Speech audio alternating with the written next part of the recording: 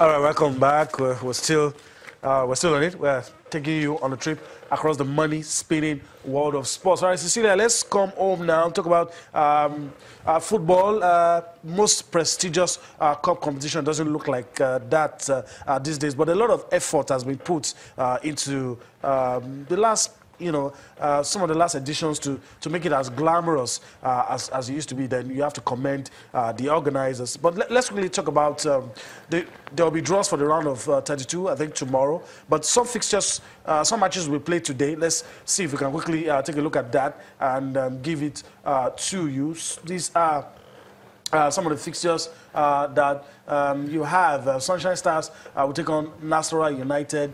You have Osun United taking on Kwara United. Niger Tornadoes taking on J Atete. These are some of the matches. You also have Ongwa taking on Lobi Stars. These are some of the fixtures. FRS SC taking on Heartland. FC Ifeanyi Uba. Feeders taking on the main FC Ifeanyi Uba team. You have El Kanemi Babes taking on Halma. You have FC Abuja taking on Samba Kona, the team from El Kanemi Babes taking on. Okay, this is some of the fixtures that we've read to you. Plateau United take on Ede United, ABS, that defeated Eimba in the previous round, taking on Adamawa United Feeder. So these are some of the fixtures, some of the matches to be played. Cecilia. Today. And of course, you still have other matches. You have a Casina Feeders and Bayelsa United. Then you have Aqua Starlet, Doma United, Delta Warriors, and Shooting Stars. Then we'll go to the female, the women. Some matches also will be decided today. We know that you have some of these teams having a bye, getting into the round of 16. Starting with Adamawa Queens, they will be in action against Edo Queens today. FC Robo Queens and Delta Queens also will be cracking and this one. Confluence Queens and Invisible Queens also in action. You have Beautiful Tours and Moje Queens, Rivers Angels and Delta Babes. Then you have a Bayelsa Queens and Bayelsa Queens Feeders and Fortress Ladies also in action. Then you have Pelican Stars and Young Talent 99 will also be in action today. That will be in Calabar 2 p.m. Then you have the likes of Bend Women FC, Ibom Angels, Jakodulu Babes, Shaw Babes, Sunshine Queens, Nasarawa Maisons, Osun Babes, Abia Angels, Bayelsa Queens, all of them drawn into the round of 16. They got a bye, into the round of 16. It's just luck, so it's not like you have to do anything special. So the draw will definitely be on Sports Night on Thursday night. So you just hold and wait for that. After this result, so the others will know what is going to happen to them next. And you take a look at the second round of matches finishing today. Then the draw for third round of matches 31st, which is tomorrow. Then you have the third round matches 13th and 16th of September. But the final day is what everyone will be waiting for. Second for the women's final. It's going to be on a Monday. Not so cool. Then you have the men's final on a Sunday, and it's going to be October 8th. Yeah, interesting. I like the fact that we have the itinerary out. Like you said, some of the winners from today would join into the pool. Then we have the draws tomorrow. Then we'll see where we go from there. The itinerary for this year's ITO Cup for the men and the women is just what we gave out to you. Interesting matches to be played all over the country. Just go out and enjoy football on offer. This is the season of football. Enjoy it to the fullest. All right, still talking about what's happening here on the domestic scene.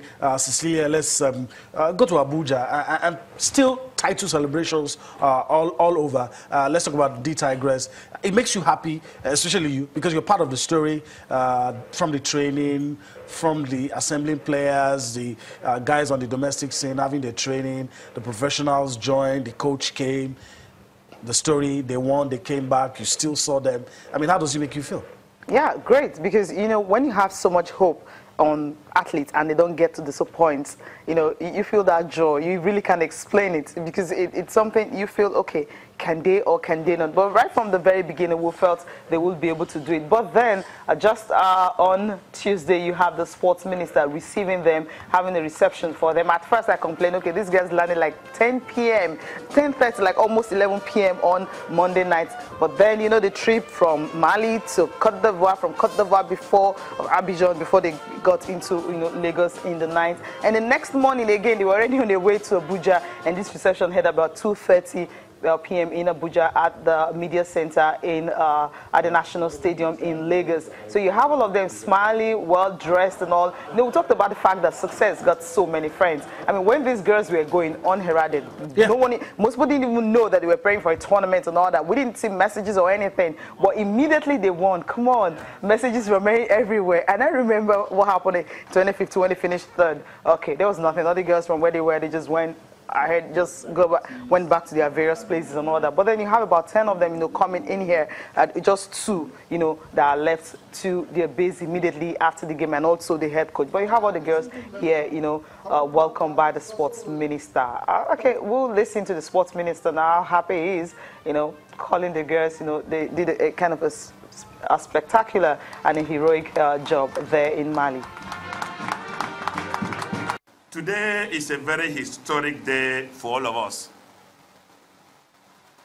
It is historic because of the heroic feat our national female basketball team, the Tigress, to become the 2017 FIBA Women Afro Basketball Champions after 12 years in an achievement.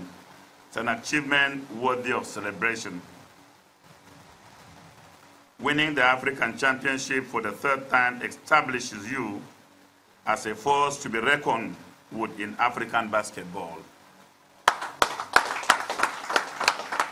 I am indeed convinced that this victory will boost your confidence to face the world at the World Championship in Spain. Okay, well, it's going to give them the boost for the World Championship in Spain, and I expect that preparations should start immediately. We listen to some of the players and the coaches and talking about the fact that they understand that they've won this. Babs Ogwade also talking about the fact that, look, you girls have done this, but then that doesn't give you automatic shirts into, the World Cup in Spain. So they really need to, they're professionals, to work hard and all that. So because other players might just come in. Yeah,